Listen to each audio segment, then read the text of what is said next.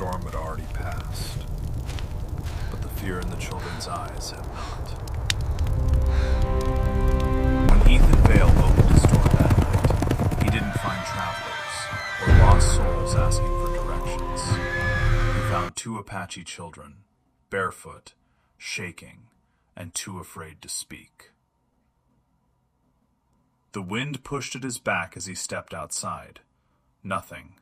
No horses, no riders, no tracks he could trust in the dark. Just desert and silence. Too much silence. "Hey, you're safe," he said softly. The older one, maybe 7, looked up at him, eyes wide, wild. She tried to speak, but the words came out broken, lost between breath and fear. Ethan didn't understand the language, but he understood enough. Something had chased them, something close. He crouched down slowly, careful, like approaching a wounded animal. "It's all right. I've got you." They didn't trust him, not yet, but they didn't run either. That was enough. He brought them inside, shut the door against the night. The fire still held warmth. He pulled blankets from the chair, wrapped them gently around the two small bodies. They clung to each other, like if they let go, they'd disappear. Ethan poured water, set it in their hands, watched them drink like they hadn't in hours. Then he saw it. Bruises, small cuts, dust ground into skin. This wasn't just getting lost. This was running. He sat back in his chair, eyes fixed on the door, waiting, listening. Nothing came. By morning, the children were still there, still silent, still watching him like he might vanish if they blinked. Ethan saddled his horse, lifted the younger one up first, then the older. "We're going to town," he said. "They'll know what happened." San Marcial was already awake when he rode in, dust rising, voices loud, too loud. Something was wrong. People gathered in the center, arguing, shouting over each other. Ethan rode straight through them, didn't slow, didn't ask permission. "Who speaks Apache?" he said. Silence hit first, then murmurs. An old man stepped forward. "I do. Enough." Ethan nodded toward the girl. "She's trying to say something." The man crouched, spoke softly, listened, and as the girl spoke, his face changed. "What?" someone asked. "What is it?" The old man stood slowly. "Their tribe was hit 3 nights ago. Bandits. They took everything." "How much is everything?" someone called out. The old man swallowed once. 180 horses. The crowd reacted. Some cursed, some laughed, some just shrugged. "And?" another man said. "They're Apache." "What's that got to do with us?" Ethan felt it then, that familiar weight. Disgust. "No horses means no hunting," the old man continued. "No movement. No winter. They won't survive." Silence followed, but not the kind that leads to action. The kind that lets things die. Ethan looked around, faces turned away, shoulders lifting, eyes avoiding his. No one was moving. "Which way?" he asked. The old man hesitated. "You don't want that road." They headed toward the Crimson Bluffs. "Men go there. They don't come back." Ethan nodded once. That was enough. He turned his horse. "Hey!" someone called out behind him. "You going alone?" Ethan didn't turn back. "Seems like it." He rode out without another word. The desert stretched ahead, wide, unforgiving. One man, against a dozen bandits. It didn't matter. It never had. The sun fell fast behind him. Cold replaced heat. Stars took over the sky. He made camp near a narrow canyon, small fire, back to the rock wall. Old habits, survival habits. He had just closed his eyes when he heard it. A step. Not wind, not an animal. A man. Ethan didn't move. Didn't reach for his gun. Just spoke. "You've been following me for miles." Silence. Then, from the shadows, a figure stepped forward. Tall, still, watching him like he had been doing it for hours. An Apache warrior, bow in hand, eyes sharp. "You left the town," the man said. "Why?" Ethan studied him. Didn't answer right away. Then, because no one else did. The man held his gaze, measured him. "You ride toward death," he said. Ethan gave a faint shrug. "Wouldn't be the first time." A beat. Then something shifted. "My name is Tasunka," the warrior said. "I tracked the men who took our horses." Ethan nodded once. "Then we're going the same way." Tasunka studied him again, longer this time. Then slowly he lowered his bow. "Then we ride together." Two strangers, two men with nothing tying them back, now moving toward the same fight. And somewhere beyond the Crimson Bluffs, 180 stolen horses, and the fate of a tribe, were waiting for them. They rode before the sun rose. No wasted words, no wasted movement. Tasunka led, Ethan followed, and the desert watched them both. Tracks were faint. Wind had tried to erase them, but not completely. Tasunka slowed his horse, eyes scanning the ground.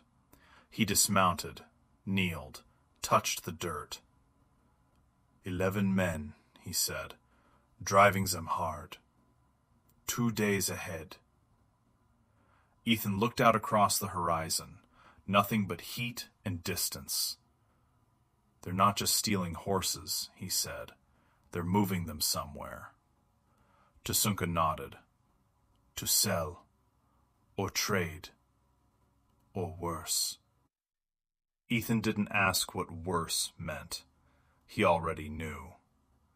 They rode through the heat of the day. No shelter, no shade. The kind of land that didn't care if you made it across. Hours passed. Then, Ethan broke the silence. "What do those horses mean to your people?" Tasunka didn't answer immediately. He kept riding, eyes forward. Then, when a child is born, a young horse is chosen. They grow together. They learn each other. They survive together.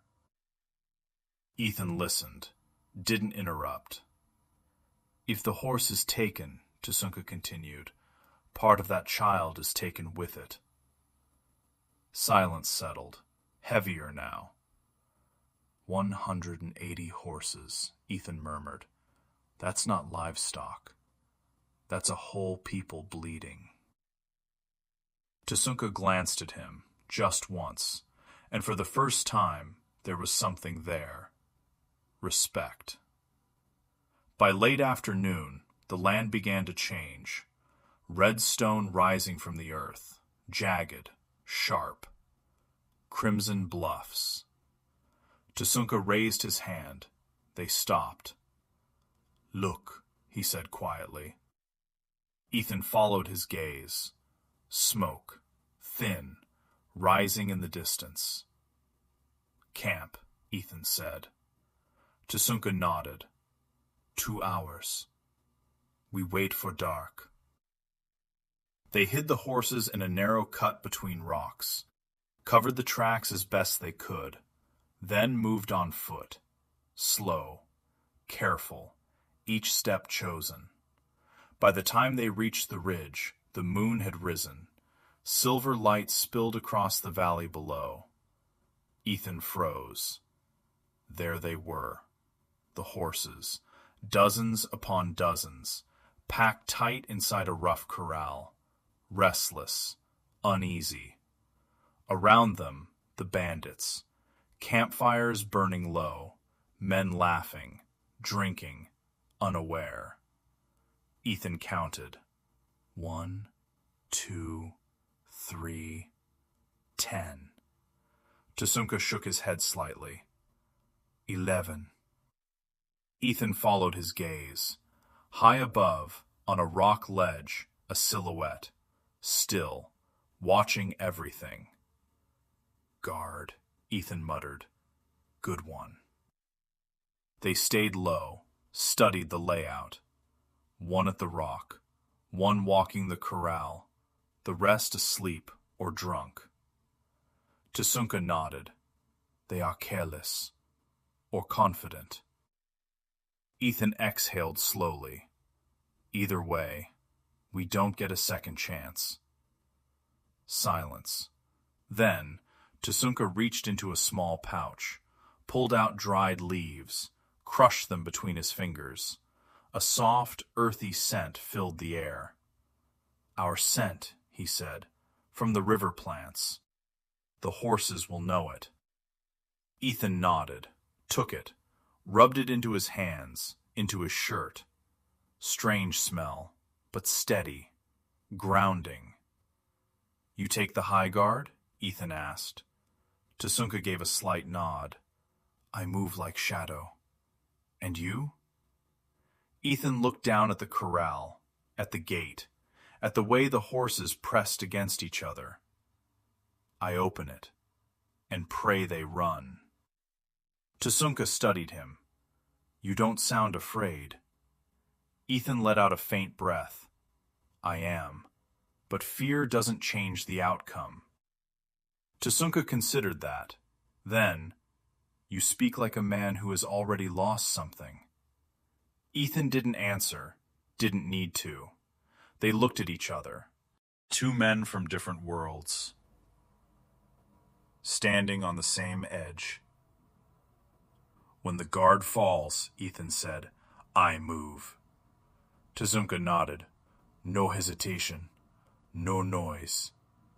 Then he was gone, slipping into the darkness like he belonged to it. Ethan stayed, alone on the ridge, watching, waiting. Below, the horses shifted, uneasy, like they felt something coming. Ethan tightened his jaw.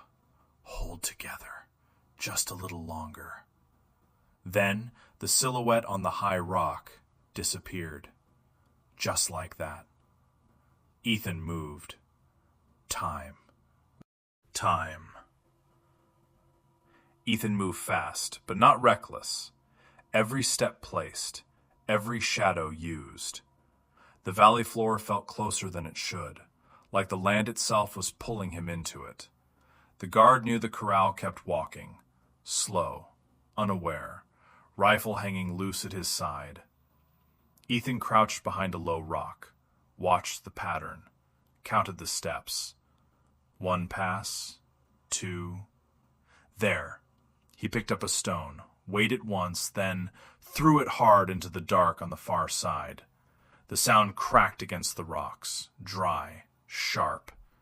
The guard froze, turned. Who's there? He barked. No answer. The man moved toward the noise, slow at first, then faster, away from the gate. Ethan didn't wait. Now.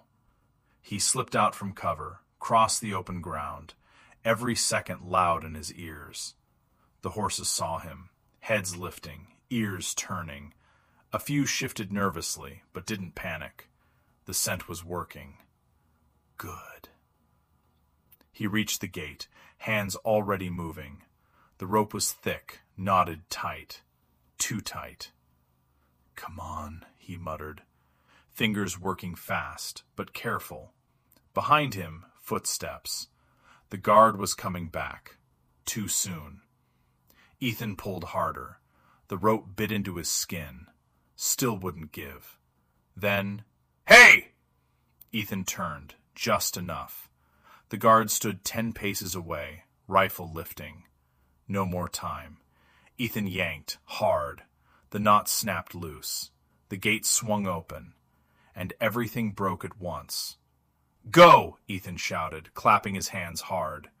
The first horses bolted, then more, then all of them. 180 bodies, muscle, fear, motion, exploding forward like a living storm. The ground shook. Dust filled the air. The guard stumbled back, barely avoiding being crushed. His rifle dropped, lost beneath hooves.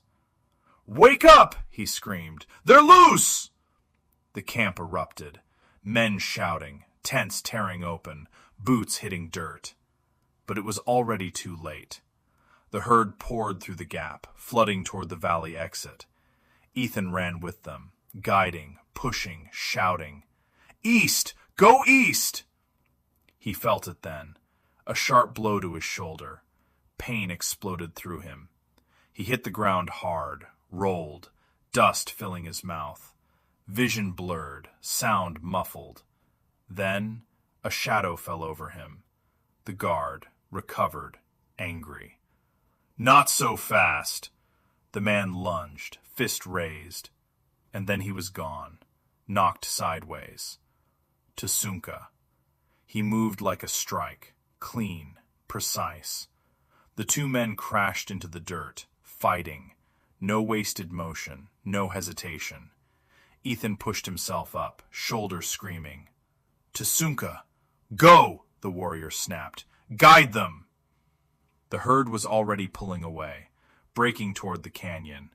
If they scattered now, everything would be lost. Ethan hesitated, just a second, then made the choice. All right. He ran, found his horse where he'd left him, Shadow, waiting.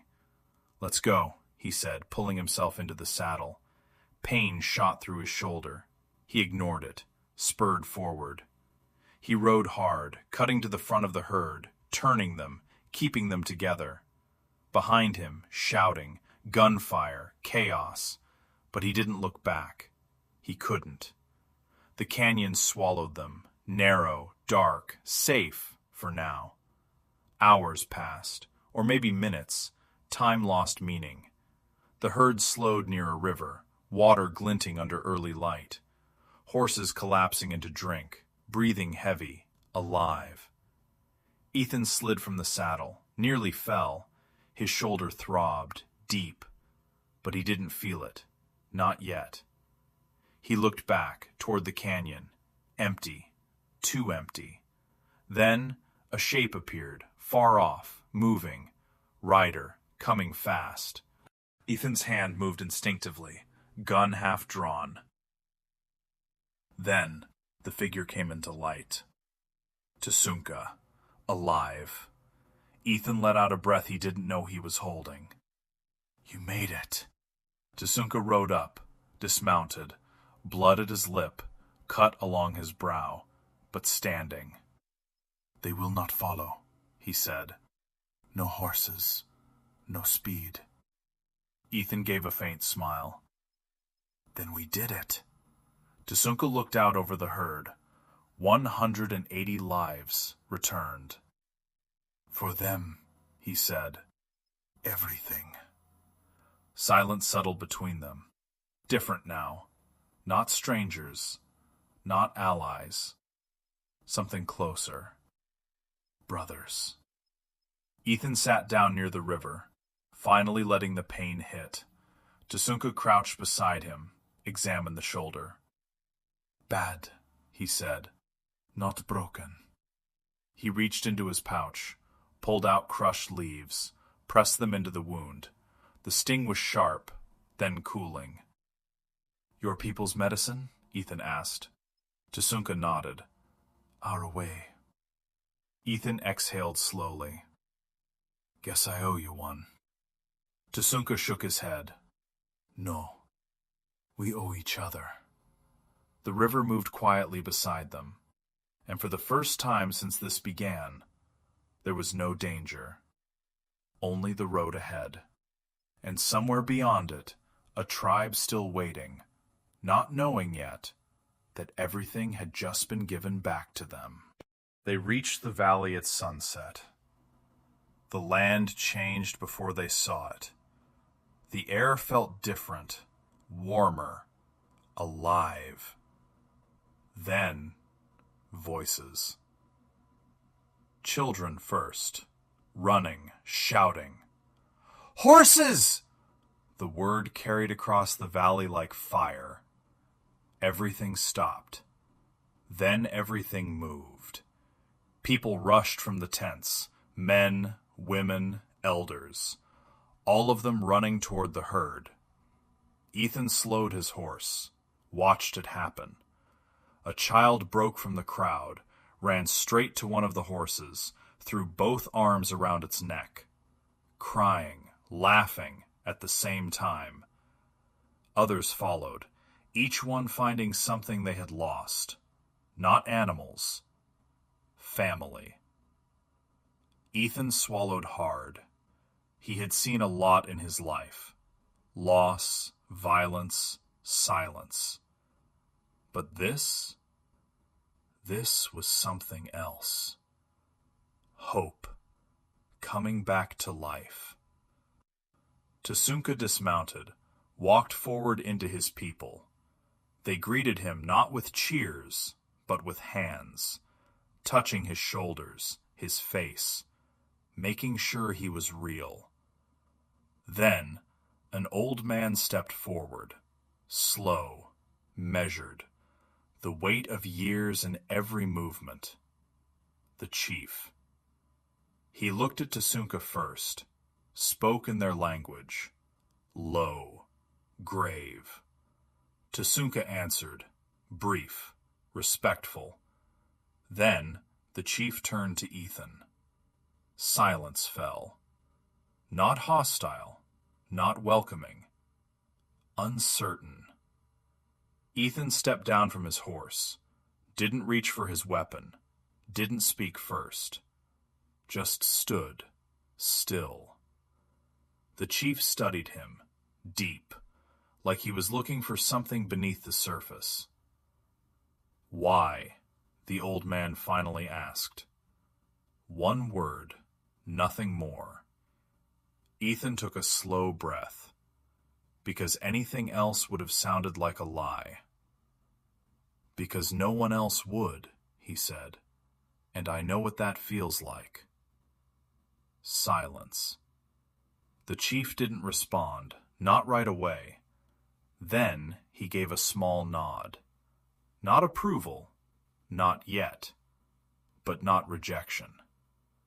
That was enough. Night came quickly. Fires were lit, food prepared. Voices rose again, this time lighter. The valley breathing again. Ethan sat near one of the fires, alone, as he preferred, but not unnoticed. He felt it before he saw her. A presence, still, watching. He lifted his eyes, and there she was, standing across the firelight. Isla. Dark hair falling over her shoulders, eyes steady, unafraid. Not curious like the others, evaluating. She didn't smile, didn't look away, just held his gaze like she was measuring something. Ethan didn't look away either. Something passed between them, quiet, unspoken. Then she turned, walked away, like the moment had already said enough. Tasunka's sister, a voice said behind him. Ethan turned. Tasunka stood there, watching him now. She sees things others don't. Ethan glanced back toward where she had been. She didn't seem impressed. Tsunka gave a faint, almost amused breath. She rarely is. Silence settled again. Then, "You will stay," Tsunka said. Ethan hesitated, just a moment. "I didn't come for a place," he said. "I came for the horses." Tsunka studied him, then nodded once. "And now they are here. Still, you stay." Ethan didn't answer, because something inside him was already deciding. Later that night, the chief stood before the fires. The tribe gathered, silent, listening. He spoke in their language first, strong, measured. Then, in slower words Ethan could understand.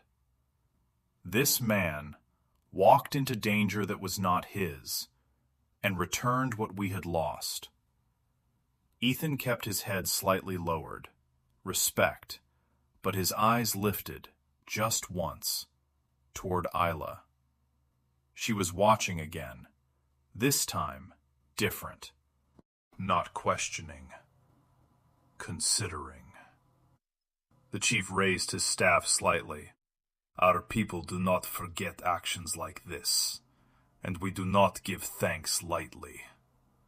A murmur passed through the tribe. Something was coming. Not a reward, not exactly. Something older. The chief's gaze moved across the crowd, then back to Ethan. "Tomorrow," he said, "you will stand before us again, and we will decide what path you now walk." Silence, but not empty, heavy, meaningful. Ethan sat there, watching the fire burn low, a stranger no longer, but not yet one of them. And somewhere beyond the flames, Isla still watched him, as if she already knew that whatever came next would change both of their lives. Morning came quiet. No drums, no celebration. Just the sound of wind moving through the valley and people gathering. Ethan stood where they told him to stand, at the center, alone.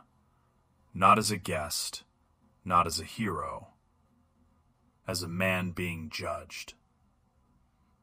The tribe formed a wide circle, silent, watching. Tsunka stood to one side, arms crossed, still, and across from Ethan, Isla. Closer now, no fire between them, no distance to hide behind. The chief stepped forward, staff in hand. He didn't speak right away. He let the silence do its work. Then, "You returned what was taken. You walked into danger that was not yours, and you did not turn away." Ethan didn't move, didn't speak, because this moment wasn't his to control. "Our people have a word," the chief continued, "for a man who acts without asking what he gains. A man who stands when others step back." He lifted his gaze, met Ethan's eyes. "We call him one who carries two paths. Not born to us, but not separate from us either." A murmur moved through the circle. Not doubt, not resistance. Recognition. The chief turned slightly. "Isla." She stepped forward, calm, unhurried, but there was something in her eyes now. Wait. "This is your choice," the chief said. "You will walk beside him. You will see who he is when no one is watching. And you will decide if he belongs among us." The words settled deep. Not a gift, not a reward. A trial. Isla stopped in front of Ethan, close enough now that he could see the fine dust on her skin, the quiet strength in her posture. "You understand what this means?" she asked. Ethan nodded once. "It means I don't get to pretend. It means you'll see everything." Isla held his gaze. "Good," she said quietly. "I have no interest in anything less." A faint breath escaped Ethan. Not quite a laugh, not quite relief. The circle opened, slowly. Not all the way, just enough. An invitation. Days passed, then more. Ethan stayed, not because he was told to, because he chose to. He worked, helped repair what had been strained, walked the land, learned the rhythm of a place that didn't rush. And Isla was always there, not guiding him gently, testing him. "You step too loud," she told him once. "The land hears you before you understand it." Another time, "You watch people like you expect them to leave." Ethan didn't answer that one, because she was right. But slowly, something changed. The silence he carried with him began to feel different, less empty, more shared. One evening, by the river, they sat side by side. No words, just the sound of water moving past stone. "You still think you don't belong anywhere?" Isla asked. Ethan stared at the current.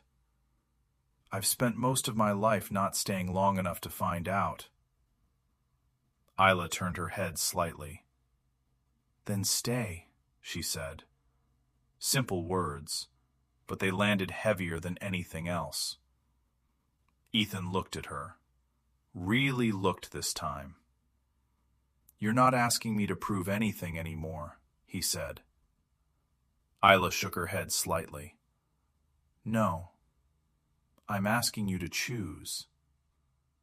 Silence. Then, Ethan nodded. Once. "I am." Time moved. Not fast, not slow. Just steady. And one morning, the chief called them forward again. The same place, the same circle, but this time, different. The air wasn't heavy. It was certain. Isla stepped beside Ethan, not in front, not behind. Beside. The chief watched them both, then nodded. "Two paths become one." No cheering, no shouting, just something deeper. Acceptance. Tasunka stepped forward, gripped Ethan's shoulder. Not gentle, not soft. Real. "Brother," he said. Ethan let out a breath, slow, deep, the kind a man doesn't realize he's been holding for years. That night, under a sky full of stars, he sat outside the small lodge they had built together, Isla beside him, not speaking, not needing to. The desert stretched beyond them, endless as ever, but it didn't feel empty anymore, because for the first time, Ethan Vale wasn't riding through it alone. He had chosen to stay, and someone had chosen him back. In the West, that was as close to forever as a man could hope for.